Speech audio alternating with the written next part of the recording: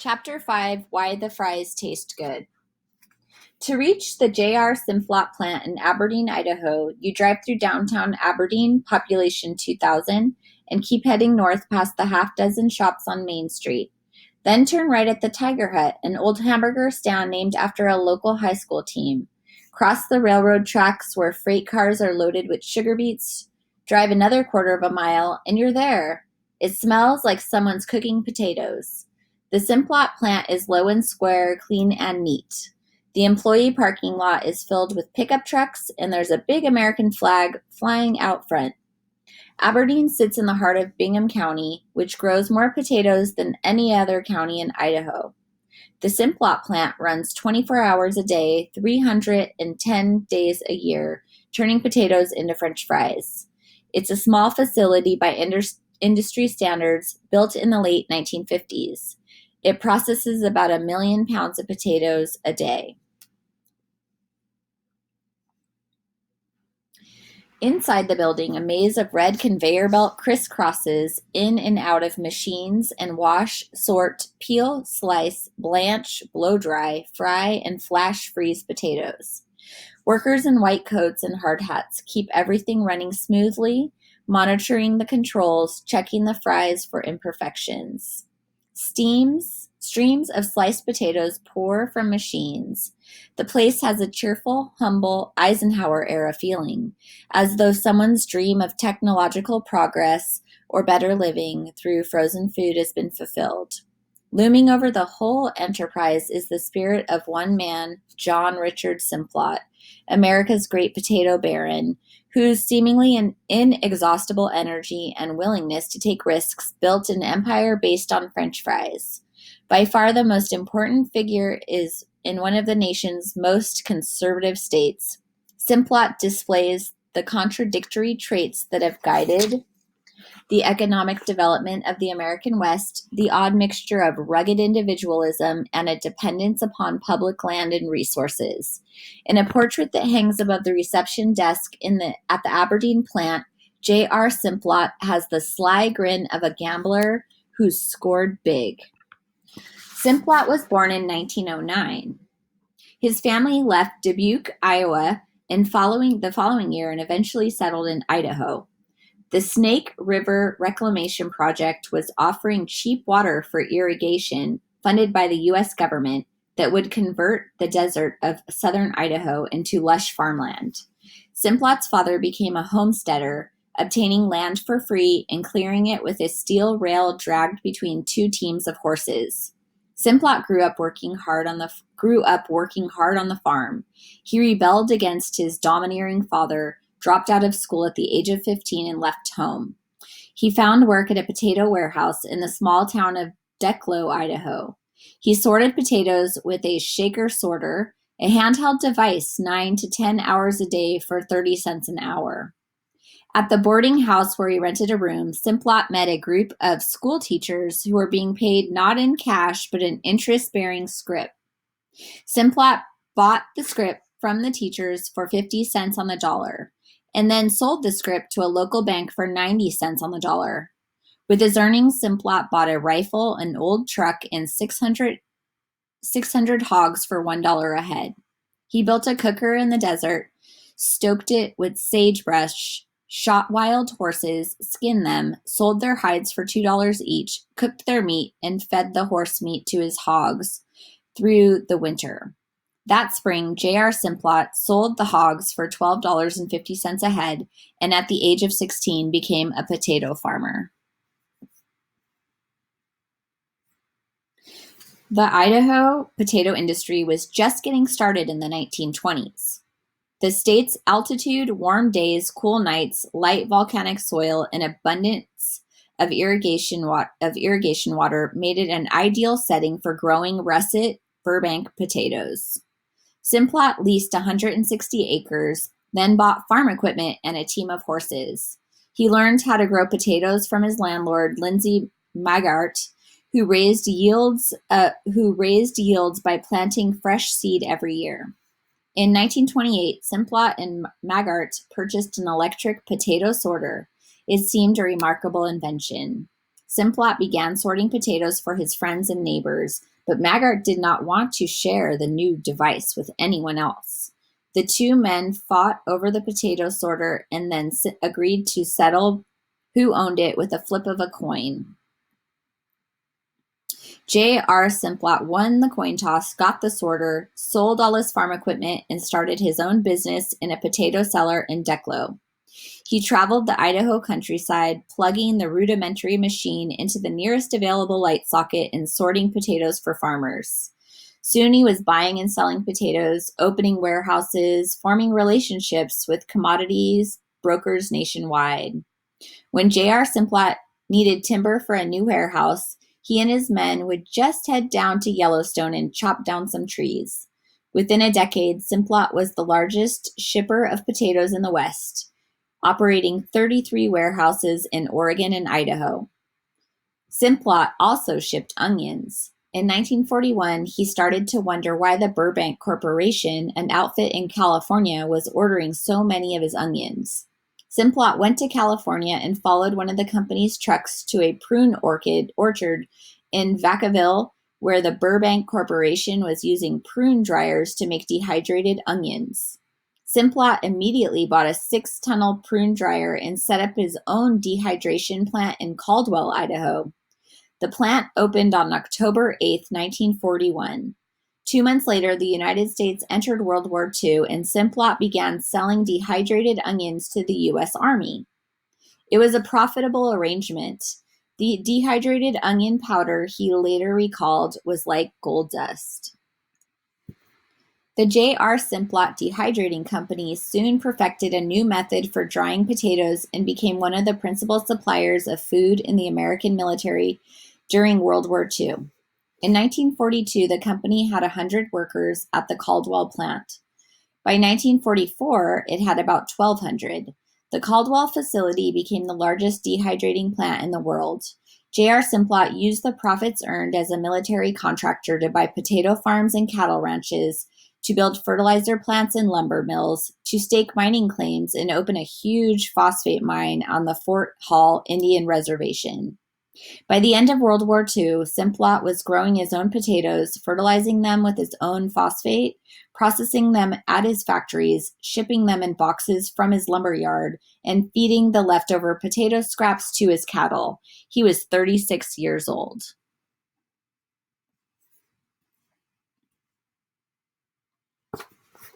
After the war, Simplot invested heavily in frozen food technology, betting that it would provide the meals of the future. Clarence Birdseye had patented a number of techniques for flash freezing in the 1920s, but sales of Birdseye new products were hampered, among other things, by the fact that few American grocery stores and even fewer households owned a freezer. The sales of refrigerators, freezers, and other kitchen appliances soared after World War II. The 1950s soon became the golden age of food processing. In the words of historian Harvey Levenstein, a decade in which one marvelous innovation after another promised to simplify the lives of American housewives. Frozen orange juice, frozen TV dinners, the chicken of tomorrow, potato salad from a package, Cheese Whiz, Jell-O salads, jet puffed mushrooms, Miracle Whip. Depression-era scarcity gave way to a cornucopia of new foods on the shelves of new suburban supermarkets. Ad campaigns made processed foods seem better than fresh ones, more space-age and up-to-date. According to Levenstein, many restaurants proudly displayed their canned soups, and a chain called Tad's 30 Varieties of Meals featured frozen dinners on the menu. Customers of Tad's cooked the frozen meals at tableside microwave ovens. Post-war refrigerators came with freezer compartments, and J.R. Simplot thought about the foods that housewives might want to put in them.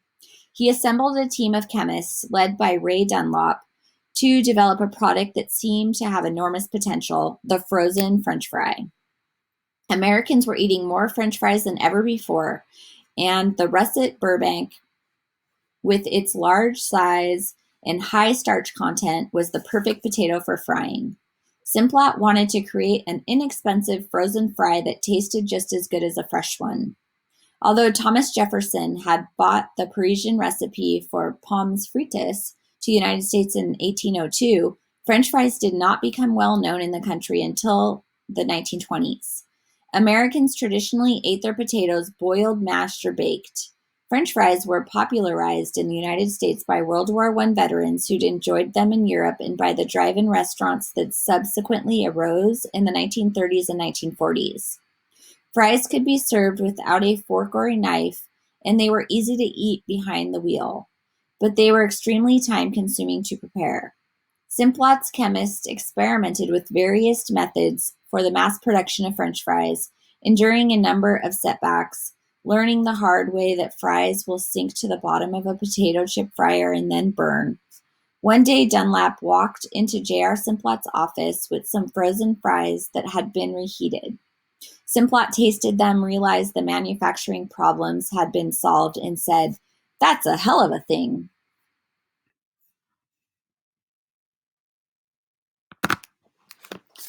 J.R. Simplot started selling frozen fries in 1953.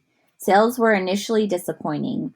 Although the frozen fries were pre-cooked and could be baked in an oven, they tasted best when heated in hot oil, limiting their appeal to busy homemakers. Simplot needed to find institutional customers, restaurant owners, who'd recognize the tremendous labor-saving benefits of his frozen fries. The French fry was almost "scarce not for me," Ray Kroc wrote in his memoir. Its preparation a ritual to be followed religiously. The success of Richard and Mac McDonald's hamburger stand had been based as much on the quality of their fries as on the taste of their burgers. The McDonald's brothers had devised an elaborate system for making crisp French fries, one that was later improved by the restaurant chain. McDonald's cooked thinly sliced russet Burbanks in special fryers to keep the oil temperature above 325 degrees. As the chain expanded, it became more difficult, and yet all the more important to maintain the consistency and quality of the fries. J.R. Simplot met with Ray Kroc in 1965. The idea of switching to frozen French fries appealed to Kroc as a means of ensuring uniformity and cutting labor costs. McDonald's obtained its fresh potatoes from about 175 different local suppliers, and crew members spent a great deal of time peeling and slicing potatoes. Simplot offered to build a new factory solely for the manufacture of McDonald's French fries. Kroc agreed to try Simplot's fries, but made no long-term commitment. The deal was sealed with a handshake. McDonald's began to sell J.R. Simplot frozen French fries, the following year. Customers didn't notice any difference in taste, and the reduced cost of using a frozen product made French fries one of the most profitable items on the menu, far more profitable than hamburgers. Simplot quickly became the main supplier of French fries to McDonald's. At the time, McDonald's had about 725 restaurants in the United States. Within a decade, it had more than 3,000.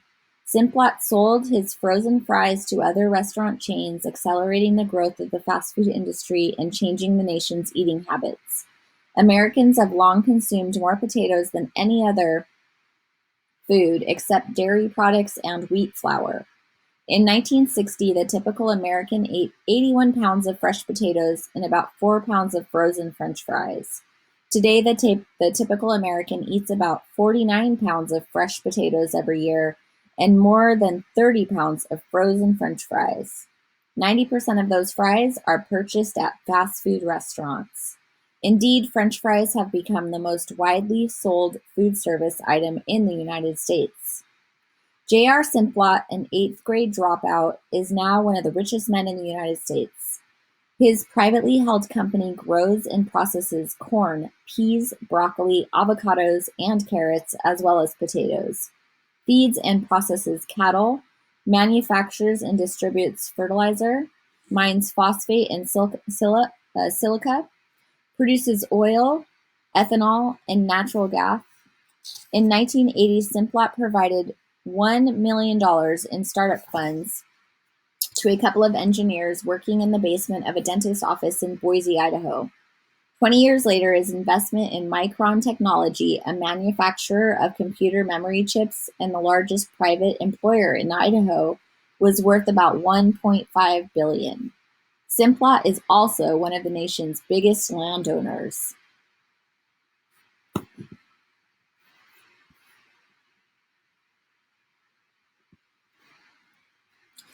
I've been a land hog all my life, Simplot told me, laughing.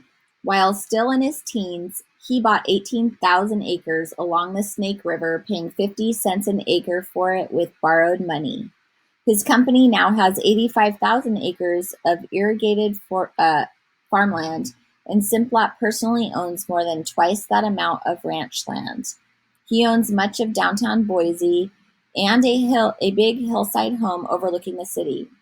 At home, he flies a gigantic American flag on a pole that's 10 stories high. In addition to what he owns, Simplot leases more than 2 million acres of land from the federal government.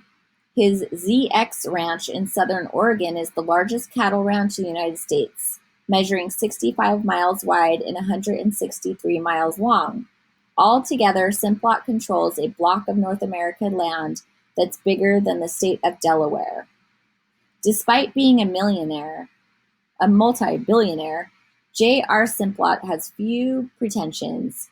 He wears cowboy boots and blue jeans, eats at McDonald's, and drives his own car, a Lincoln Continental with license plates that say Mr. Spud.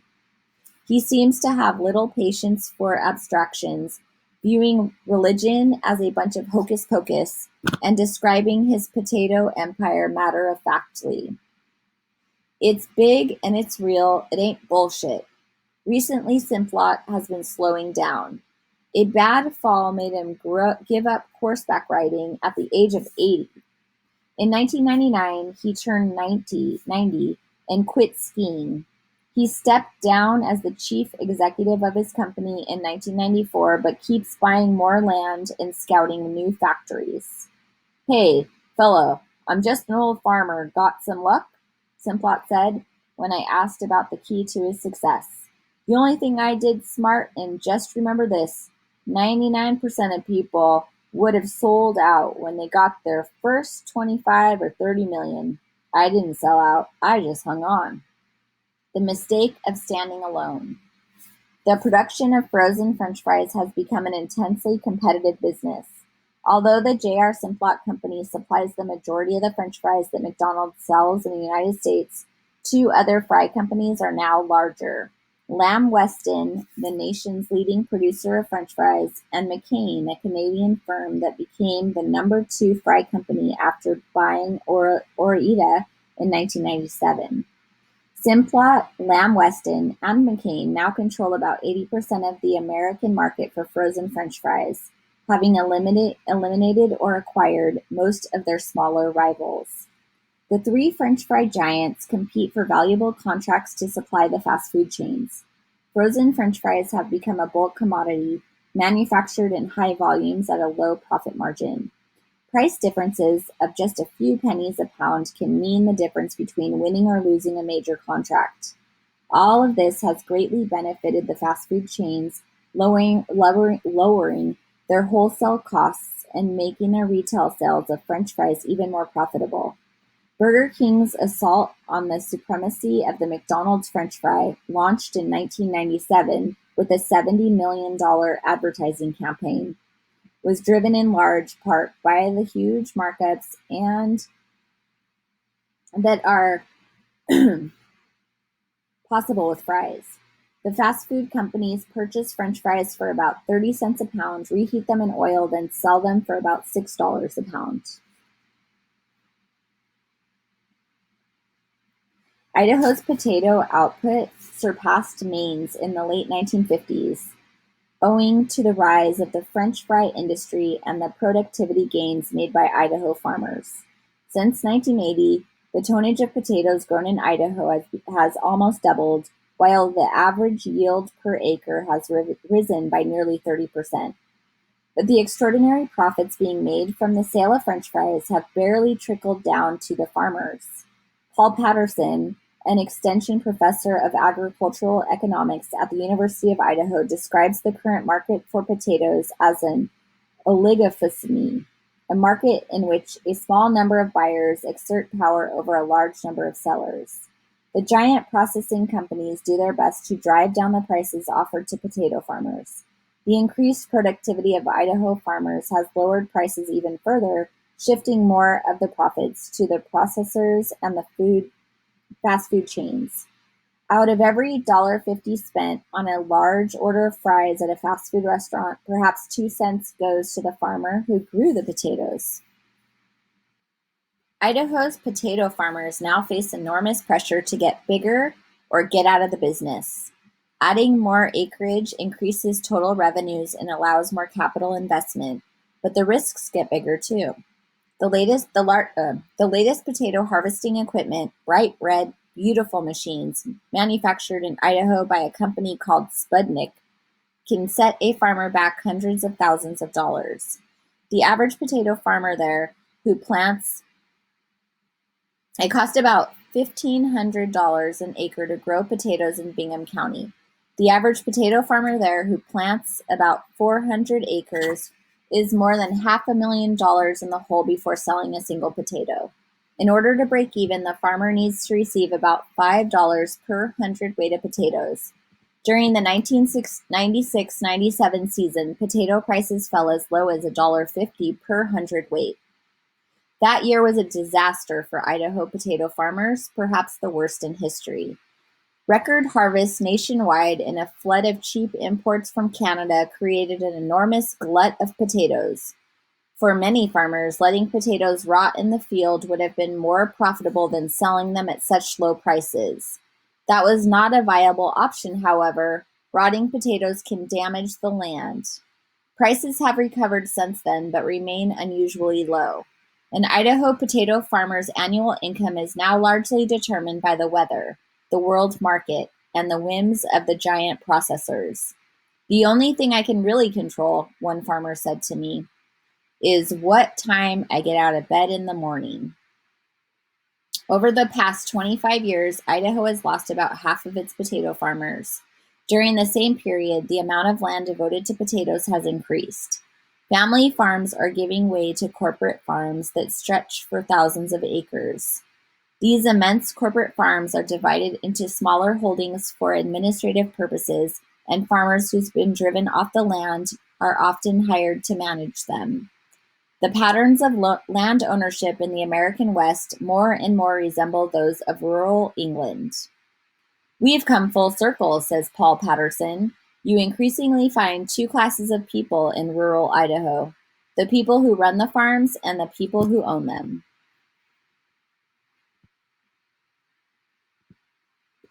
The headquarters of the Potato Growers of Idaho, PGI, is a strip mall office suite, not far from a potato museum in Blackfoot. The PGI is a nonprofit organization that supplies market information to farmers and helps them negotiate contracts with processors. Bert Moulton, a longtime PGI staff member, is a big man with a crew cut who looks like a Goldwater Republican but sounds like an old-fashioned populist. Moulton thinks forming some sort of co-op, an association to coordinate marketing and production levels, may be the last hope for Idaho's potato farmers. At the moment, most farmers live in areas where there are only one or two processors buying potatoes, and oddly enough, those processors never seem to be bidding for potatoes on the same day. Legally, the processors aren't supposed to be talking to one another, Moulton says, but you know that they do. Not long ago, the major French fry companies in Idaho were owned by people with strong ties to the local community. J.R. Simplot was highly regarded by most Idaho farmers. He always seemed willing to help carry them through a lean year. Moulton says the fry companies now tend to be run by outsiders, by MBAs from Harvard who don't know if a potato grows on a tree or underground.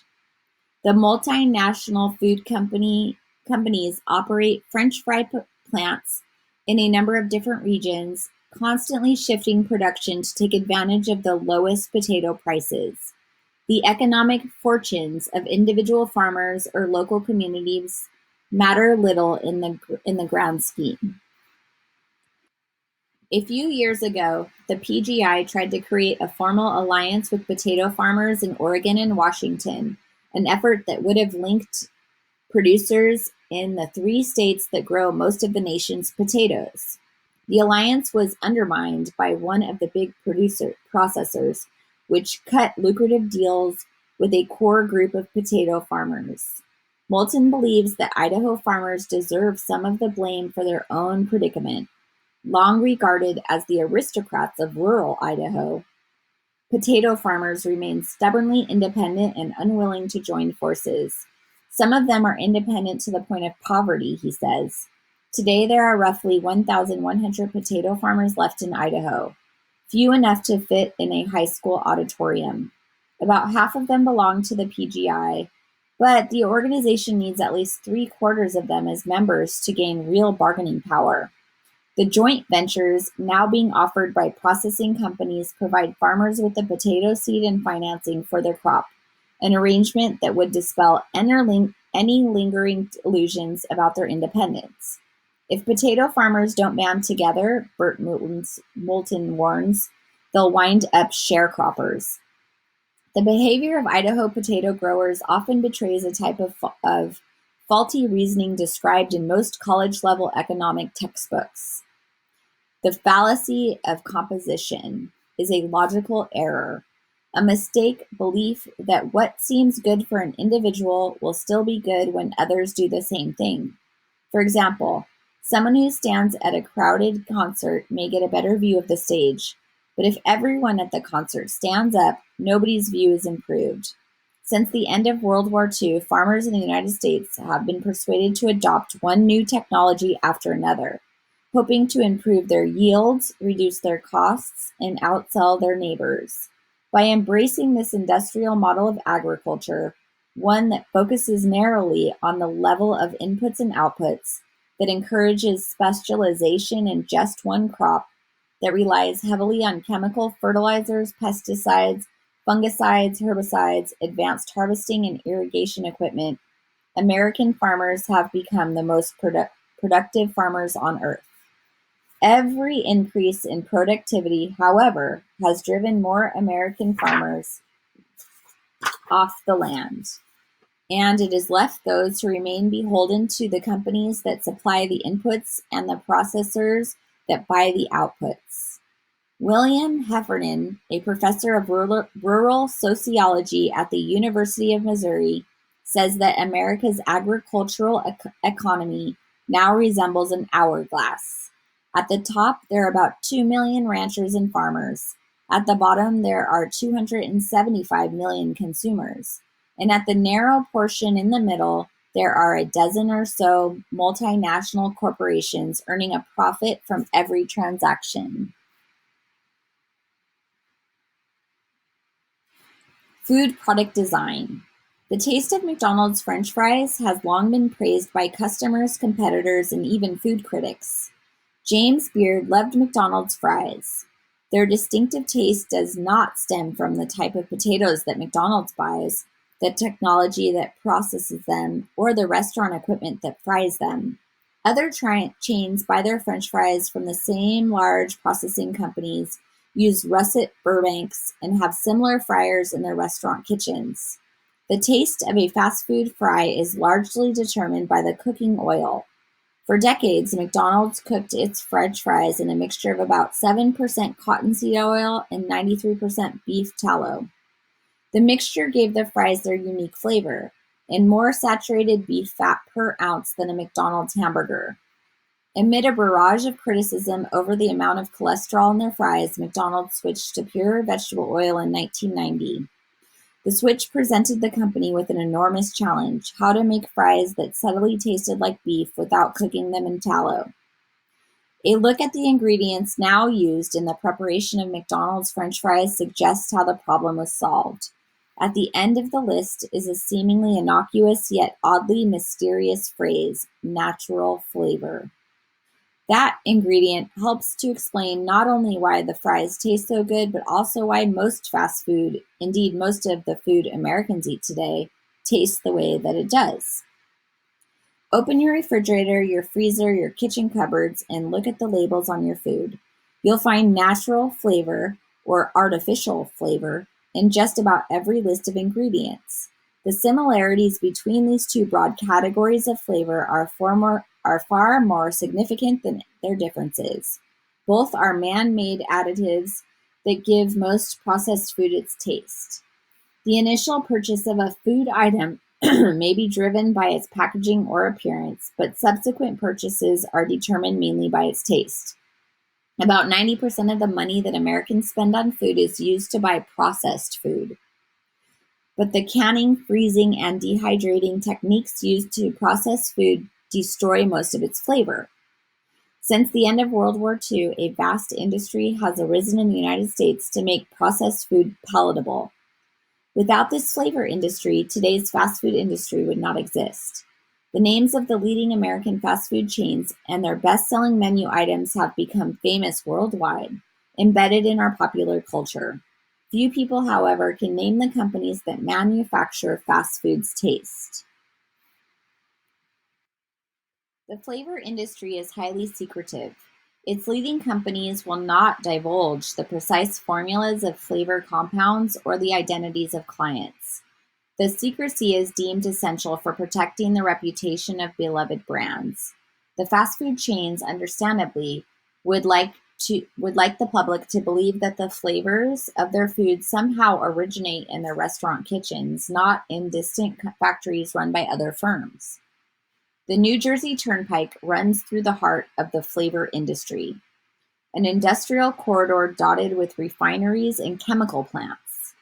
International Flavors and Fragrances, IFF, the world's largest flavor company, has a manufacturing facility off Exit 8A in Dayton, New Jersey. Givaudan, the world's second largest flavor company, has a plant in East Hanover. Harman and Raymer, the largest German flavor company, has a plant in Teterboro, as does Takasago, the largest Japanese flavor company. Flavor Dynamics has a plant in South Plainsfield. Frutarom is in North Bergen. Elon Chemical is in Newark. Dozens of companies manufacture flavors in New Jersey industrial parks between Teaneck and South Brunswick. Indeed, the area produces about 2/3 of the flavor additives sold in the United States.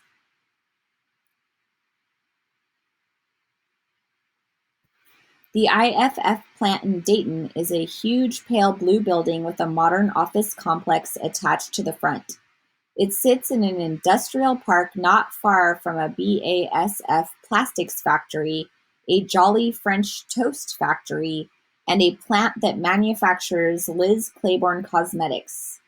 Dozens of tractor-trailers were parked at the IFF loading dock the afternoon I visited, and a thin cloud of steam floated from the chimney. Before entering the plant, I signed a non-disclosure form, promising not to reveal the brand names of products that contain IFF flavors. The place reminded me of Willy Wonka's chocolate factory.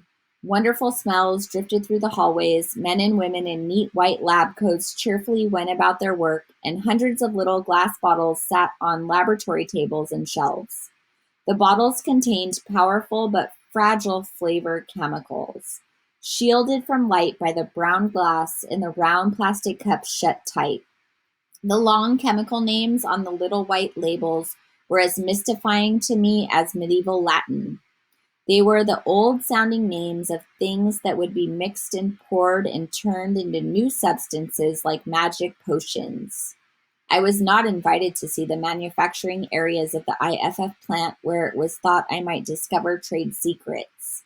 Instead, I toured various laboratories and pilot kitchens where the flavors of well-established brands are tested or adjusted, and where whole new flavors are created. IFF's Snack and Savory Lab is responsible for the flavor of potato chips, corn chips, breads, crackers, breakfast cereals, and pet food. The confectionery lab devises the flavor for ice cream, cookies, candies, toothpaste, mouthwash, and antacids. Everywhere I looked, I saw famous, widely advertised products sitting on laboratory desks and tables. The beverage lab is full of brightly colored liquids in clear bottles. It comes with a flavor for popular soft drinks, sports drinks, bottled teas, and wine coolers, for all-natural juice drinks, organic soy drinks, beers, and malt liquors. In one pilot kitchen, I saw a dapper chemist, a middle-aged man with an elegant tie beneath his lab coat, carefully preparing a batch of cookies with white frosting and pink and white sprinkles. In another pilot kitchen, I saw a pizza oven, a grill, a milkshake maker, and a French fryer identical to those I'd seen behind the counter at countless fast food restaurants. In addition to being the world's largest flavor company, IFF manufactures the smell of 6 of the 10 best-selling fine perfumes in the United States. It makes the smell for Estee Lauder's Beautiful, Clinique's Happy, Ralph Lauren's Polo, and Calvin Klein's Eternity. It also makes the smell of household products such as deodorant, dishwashing detergent, bath soap, shampoo, furniture polish, and floor wax. All of those aromas are made through the same basic process, the manipulation of volatile chemicals to create a particular smell. The basic science behind the scent of your shaving cream is the same as the governing the flavor of your TV dinner. The aroma of a food can be responsible for as much as 90% of its flavor. Scientists now believe that human beings acquired the sense of taste as a way to avoid being poisoned. Edible plants generally taste sweet, deadly ones bitter. Taste is supposed to help us differentiate food that's good for us from food that's not. The taste buds on our tongues can detect the presence of a half a dozen or so basic tastes, including sweet, sour, bitter, salty, astringent, and umami, a taste discovered by Japanese researchers, a rich and full sense of deliciousness triggered by amino acids in foods such as shellfish, mushrooms, potatoes, and seaweed. Taste buds offer a relatively limited means of detection, however, compared to the human olfactory system, which can perceive thousands of different chemical aromas. Indeed, flavor is primarily the smell of gases being released by the chemicals you've just put in your mouth.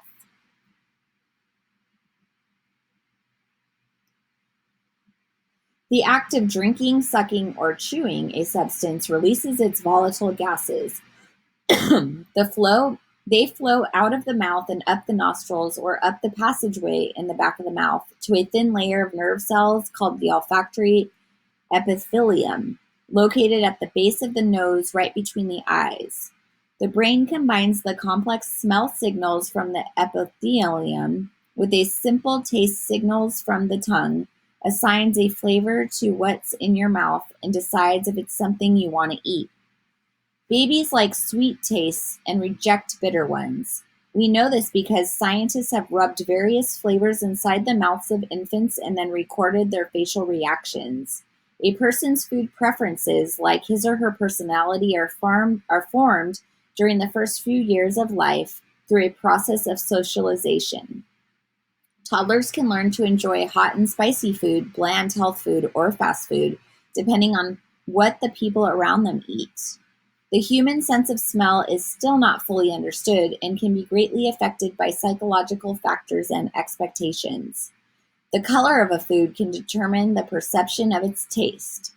The mind filters out the overwhelming majority of chemical aromas that surround us, focusing intently on some, ignoring others. People can grow accustomed to bad smells or good smells. They stop noticing what once seemed overpowering. Aroma and memory are somehow inextricably linked. A smell can suddenly evoke a long-forgotten memory. The flavors of childhood food seem to leave an indelible mark, and adults often return to them without always knowing why. These comfort foods become a source of pleasure and reassurance, a fact that fast food chains work hard to promote. Childhood memories of Happy Meals can translate into frequent adult visits to McDonald's, like those of the chain's heavy users, the customers who eat there 4 or 5 times a week. The human craving for flavor has been a largely unacknowledged and unexamined force in history. Royal empires have been built, unexplored lands have been traversed, great religions and philosophies have been forever changed by the spice trade. In 1492, Christopher Columbus set sail to find seasoning. Today, the influence of flavor in the world marketplace is no less decisive. The rise and fall of corporate empires of soft drink companies, snack food companies, and fast food chains is frequently determined by how their products taste. The industry emerged in the mid-19th century. Processed foods began to be manufactured on a large scale. Recognizing the need for flavor additives, the early food processors turned to perfume companies that had years of experience working with essential oils and volatile aromas. The great perfume houses of England, France, and the Netherlands produced many of the first flavor compounds. In the early parts of the 20th century, Germany's powerful chemical industry assumed the technological lead in flavor production. Legend has it that a German scientist discovered methyl anthrolate, one of the first artificial flavors, by accident while mixing chemicals in his laboratory. Suddenly the lab was filled with the sweet smell of grapes. Methyl anthrolate later became the chief flavoring compound of grape Kool-Aid. After World War II, much of the perfume industry shifted from Europe to the United States, settling in New York City near the garment district and the fashion houses. The flavor industry came with it, subsequently moving to New Jersey to gain more plant capacity. Man-made flavor additives were used mainly in baked goods, candies, and sodas until the 1950s, when sales of processed food began to soar. The invention of gas chromatographs and mass spectrometers, machines capable of detecting volatile gases at low levels, vastly increased the number of flavors that could be synthesized. By the late 1960s, the American flavor industry was churning out compounds to supply the taste of Pop-Tarts, Bacos, Tab, Tang, Filet-O-Fish sandwiches, and literally thousands of other new foods.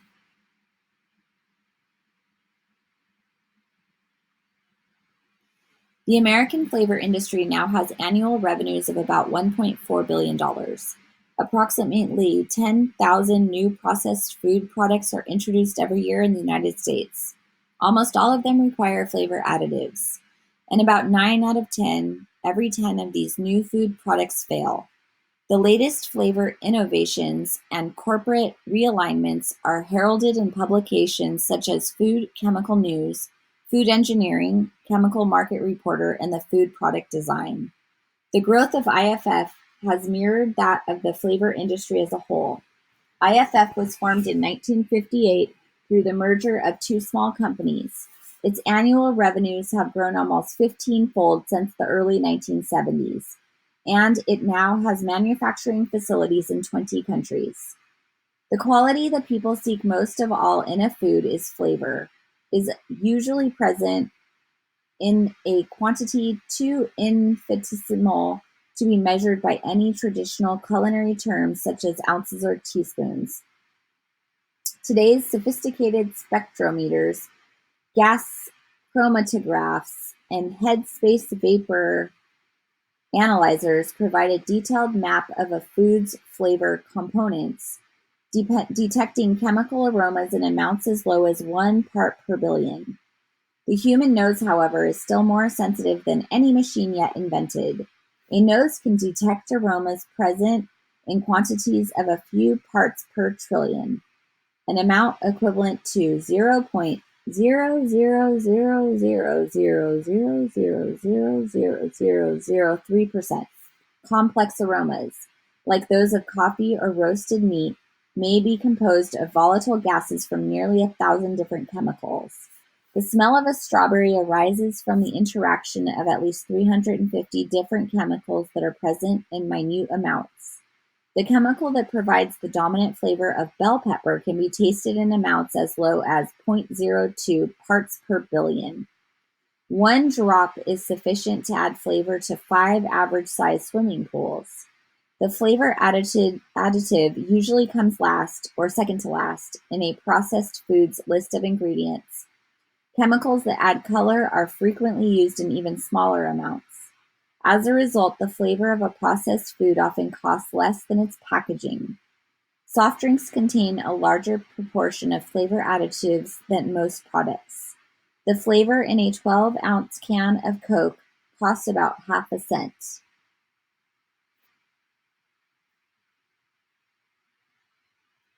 The Food and Drug Administration does not require flavor companies to disclose the ingredients of their additives as long as all the chemicals are considered by the agency to be GRAS, generally regarded as safe. The lack of public disclosure enables the companies to maintain the secrecy of their formulas. It also hides the fact that flavor compounds sometimes contain more ingredients than the foods being given their taste. The ubiquitous phrase artificial strawberry flavor gives little hint of the chemical wizardry and manufacturing skill that can make a highly processed food taste like a strawberry. A typical artificial strawberry flavor, like the kind found in a Burger King strawberry milkshake, contains the following ingredients. I am not going to read all of these ingredients. Although flavors usually arise from a mixture of many different volatile chemicals, a single compound often supplies the dominant aroma. Smelled alone, that chemical provides an unmistakable sense of the food. Ethyl 2-methyl butyrate, for example, smells just like an apple. Today's highly processed foods offer a blank palate. Whatever chemicals you add to them will give them specific taste. Adding that chemical makes something taste like popcorn. Adding that other chemical makes it taste like marshmallow. The possibilities are now almost limitless. Without affecting the appearance or nutritional value, processed foods could even be made with aroma chemicals such as hexanol, the smell of freshly cut grass, or 3-methyl butanoic acid, the smell of body odor.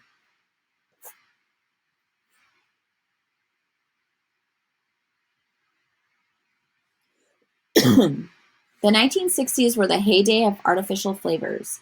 The synthetic versions of flavor compounds were not subtle, but they did not need to be, given the nature of most processed food. For the past 20 years, food processors have tried hard to use only natural flavors in their products.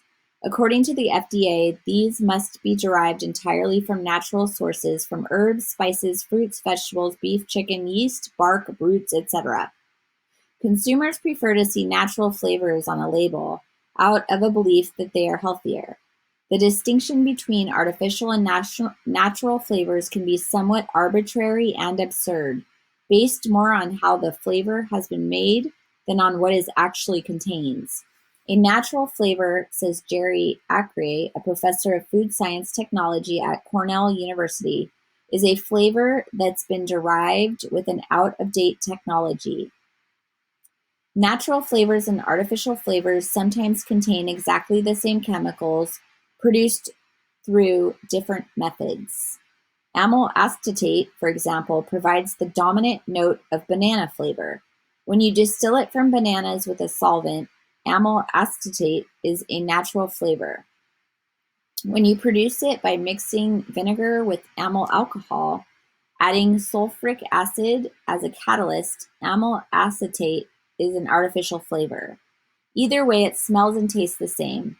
The phrase natural flavor is now listed among the ingredients of everything from Stonyfield organic strawberry yogurt to Taco Bell hot taco sauce. A natural flavor is not necessarily healthier or purer than an artificial one.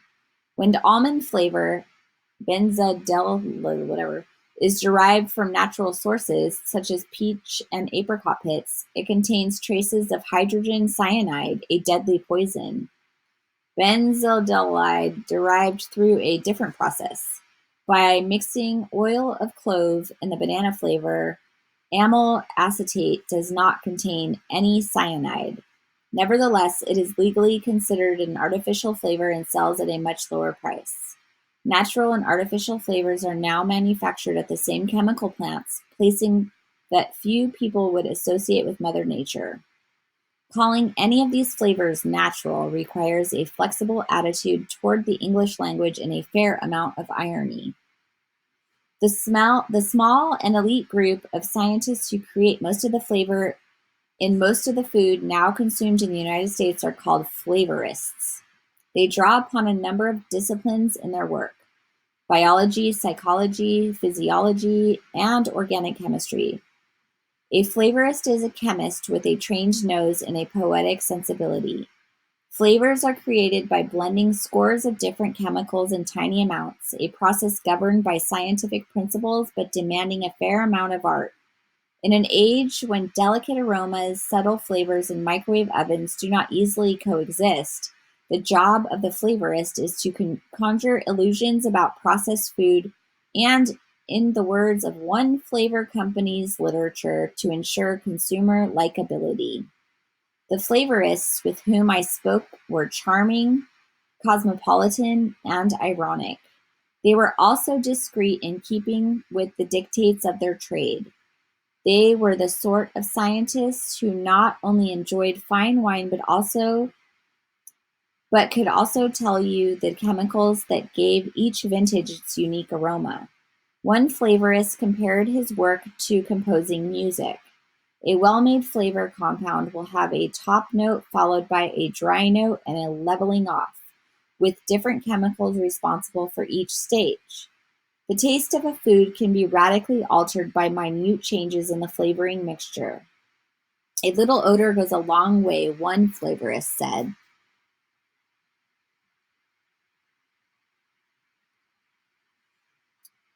In order to give a processed food the proper taste, a flavorist must always consider the food's mouthfeel, the unique combination of textures and chemical interactions that affect how the flavor is perceived. The mouthfeel can be adjusted through the use of various fats, gums, starches, emulsifiers, and stabilizers. The aroma chemicals of a food can be precisely analyzed by mouthfeel is much harder to measure. How does one qualify a French fry's crispiness? Food technologists are now conducting basic research in rheology, a branch of physics that examines the flow and deformation of materials. A number of companies sell sophisticated devices that attempt to measure mouthfeel. The Universal TAXT2 texture analyzer, produced by the Texture Technologies Corporation, performs calculations based on data derived from 25 separate probes. It is essentially a mechanical mouth. It gauges the most important rheological properties of a food: the bounce, creep, breaking point, density, crunchiness, chewiness, gumminess, lumpiness, rubberiness, springiness, slipperiness, smoothiness, softness, wetness, juiciness, spreadability, springback, and tackiness. Some of the most important advances in flavor manufacturing are now occurring in the field of biotechnology. Complex flavors are being made through fermentation, enzyme reactions, fungal cultures, and tissue cultures. All of the flavors being created through these methods, including the ones being synthesized by funguses, are considered natural flavors by the FDA. The new enzyme-based processes are responsible for extremely lifelike dairy flavors. One company now offers not just butter flavor, but also fresh creamy butter, cheesy butter, milky butter, savory melted butter, and super concentrated butter flavor in liquid or powder form. The development of new fermentation techniques as well as new technologies for heating mixtures of sugar and amino acids have led to the creation of much more realistic meat flavors. The McDonald's Corporation will not reveal the exact origin of the natural flavor added to its French fries. In response to inquiries from Vegetarian Journal, however, McDonald's did acknowledge that its fries derive some of their characteristic flavor from animal products. Other popular fast food derive their flavor from unexpected sources.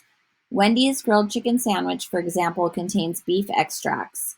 Burger King's BK broiler chicken breast patty contains natural smoke flavor. A firm called Red Arrow Products Company specializes in smoke flavor, which is added to barbecue sauces and processed meats. Red Arrow manufactures natural smoke flavor by charring sawdust and capturing the aroma chemicals released into the air.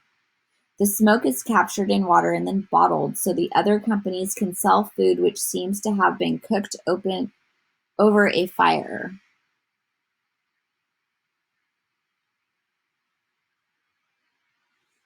In a meeting room at IFF, Brian Granger let me sample some of the company's flavors. It was an unusual taste test. There wasn't any food to taste. Granger is a senior flavorist at IFF, a soft-spoken chemist with graying hair, an English accent, and a fondness for understatement. He could easily be mistaken for a British diplomat or the owner of a West End brazier with 2 Michelin stars. Like many in the flavor industry, he has an old-world, old-fashioned sensibility which seems out of step with our brand conscious, egocentric age. When I suggested that IFF should put its own logo on the products that contain its flavor instead of allowing other brands to enjoy the consumer loyalty and affection inspired by those flavors, Granger politely disagreed, assuring me such a thing would never be done. In the absence of public credit or acclaim, the small and secretive fraternity of flavor chemists praises one another's work. Granger can often tell by analyzing the flavor formula of a product which of his counterparts at a rival firm derived it, and he enjoys walking down supermarket aisles looking at the many products that contain his flavors, even if no one else knows it. Granger had brought a dozen small glass bottles from the lab. After he opened each bottle, I dipped a fragrance testing filter into it. The filters were long white strips of paper designed to absorb aroma chemicals without producing off notes. Before placing the strips of paper before my nose, I closed my eyes. Then I inhaled deeply, and one food after another was conjured from the glass bottles. I smelled fresh cherries, black olives, sautéed onions, and shrimp. Granger's most remarkable creation took me by surprise. After closing my eyes, I suddenly smelled a grilled hamburger. The aroma was uncanny, almost miraculous. It smelled like someone in the room was flipping burgers on a hot grill. But when I opened my eyes, there was just a narrow strip of white paper with a smiling flavorist. Millions and millions of fries. At the height of the potato harvest, I visited the Weston plant in American Falls, Idaho. It's one of the biggest fry factories in the world and makes French fries for McDonald's. It has a production capacity more than 3 times larger than that of the Simplot plant in Aberdeen. It is a state-of-the-art processing facility where raw commodities and man-made additives are combined to make America's most popular food. Weston was founded in 1950 by F. Gilbert Lamb, the inventor of a crucial piece of French fry making technology. The Lamb water gun knife uses a high-pressure hose to shoot potatoes at a speed of 117 feet per second through a grind of sharpened steel blades, thereby creating perfectly sliced French fries. After coming up with the idea, Gil Lamb tested the first water gun knife in a company parking lot shooting potatoes out of a fire hose. Lamb sold his company to ConAgra in 1988.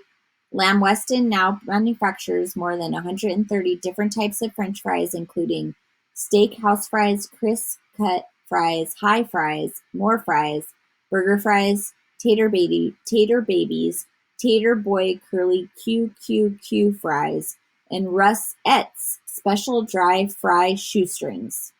Bud Mandeville, the plant manager, led me up a narrow wooden staircase inside one of the plant's storage buildings.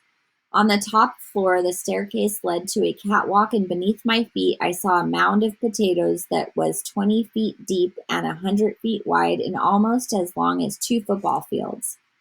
The building was cool and dark, kept year-round at a steady 46 degrees. In the dim light, the potatoes looked like grains of sand on a beach. This was one of 7 storage buildings on the property. Outside, tractor trailers arrived from the fields carrying potatoes that had just been harvested. The trucks dumped their loads onto spinning rods that brought the larger potatoes into the building and let the smaller potatoes, dirt, and rocks fall to the ground. The rods led to a rock trap, a tank of water in which the potatoes floated and the rocks sank to the bottom. The plant used water systems to float potatoes gently this way and that way, guiding different sizes out of different holding bays, then flushing them into a 3-foot deep stream that ran beneath the cement floor. The interior of the processing plant was gray, massive, and well lit, with huge pipes running along the walls, steel catwalks, workers in hard hats, and plenty of loud machinery. If there weren't potatoes bobbing and floating past, you might think the place was an oil refinery. Conveyor belts took the wet, clean potatoes into a machine that blasted them with steam for 12 seconds, boiled the water under their skins, and exploded their skins off. Then the potatoes were pumped into a preheat tank and shot through a lamb water gun knife. They emerged as shoestring fries. 4 video cameras scrutinized them from different angles, looking for flaws. When a French fry with a blemish was detected, an optical sorting machine time-sequenced a single burst of compressed air that knocked the bad fry off the production line and into a separate conveyor belt, which carried it to a machine with tiny automated knives that precisely removed the blemish. And then the fry was returned to the main production line. Sprays of hot water blanched the fries. Gusts of hot air dried them, and 25,000 pounds of boiling oil fried them to a slight crisp. Air cooled by compressed ammonia gas quickly froze them. A computerized sorter divided them into 6-pound batches, and a device that spun like an out-of-control Lazy Susan used centrifugal force to align the French fries so that they all pointed to the same direction. The fries were sealed in brown bags, and the bags were loaded by robots into cardboard boxes, and the boxes were stacked by robots into wooden pallets. Forklifts driven by human beings took the pallets to a freezer for storage. Inside the freezer, I saw 20 million pounds of French fries, most of them destined for McDonald's. The boxes of fries stacked 30 feet high, the stacks extending for roughly 40 yards. And the freezer was half empty. Every day, about a dozen railroad cars and about 24 tractor trailers pulled up to the freezer, loaded up with French fries, and departed for McDonald's restaurants in Boise, Pocatello, Phoenix, Salt Lake City, Denver, Colorado Springs, and points in between. Near the freezer was a laboratory where women in white coats analyzed French fries day and night, measuring their sugar content, their starch content, their color. During the fall, Lamb Weston added sugar to the fries. In the spring, it leached sugar out of them. The goal was to maintain a uniform taste and appearance throughout the year. Every half hour, a new batch of fries was cooked in fryers identical to those used in fast food kitchens. A middle-aged woman in a lab coat handed me a paper plate full of premium extra longs, the type of French fries sold at McDonald's, and a salt shaker and some ketchup. The fries on the plate looked widely out of place in this laboratory setting, this surreal food factory with its computer screens, digital readouts, shiny steel platforms, and evacuation plans in case of ammonia gas leaks. The French fries were delicious, crisp and golden brown, made from potatoes that had been in the ground that morning. I finished them and asked for more.